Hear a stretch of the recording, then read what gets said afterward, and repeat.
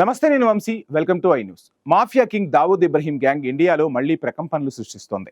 Team India star batsmen Rinku Singh కు బెదిరింపులు వచ్చాయి. 5 కోట్ల భారీ మొత్తాన్ని డిమాండ్ చేస్తూ డి కంపెనీ నుంచి వార్నింగ్లు. అదేవిధంగా జిషన్ సిద్దిక్ ను కూడా టార్గెట్ చేసింది ఈ మాఫియా గ్యాంగ్. ఈ మాఫియా గ్యాంగ్ కు పోలీసులు ఎలా చెక్ పెట్టారు? Drugs, racket extortion. Dawood Ibrahim D company తన క్రిమినల్ ఆపరేషన్స్ ను మళ్లీ షురూ చేసింది. ఈసారి వాళ్ల టార్గెట్ ఎవరో తెలుసా?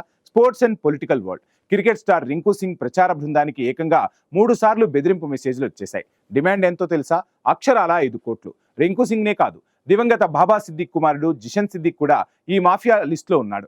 జిషన్ సిద్దిక్ కు ఏకంగా 10 కోట్ల డిమాండ్ చేస్తూ బెదిరింపులు పంపారు. అయితే ముంబై క్రైమ్ బ్రాంచ్ ఈ మాఫియా ఆపరేషన్ ను లైట్ తీసుకోలేదు. ఇంటర్నేషనల్ హంట్, పక్కా ఇంటెలిజెన్స్ ఆధారంగా పోలీసులు తమ ఆపరేషన్ ను కరేబియన్ ఐలాండ్స్ వరకు విస్తరించారు. అక్కడ దాగి ఉన్న 2 నిందితులను ఎట్టకేలకు పట్టుకున్నారు. సెలబ్రిటీస్, పొలిటికల్ పర్సనాలిటీస్ నుంచి మనీ లాగాలని చూసిన ఈ extortion racket crime branch big break వేసింది.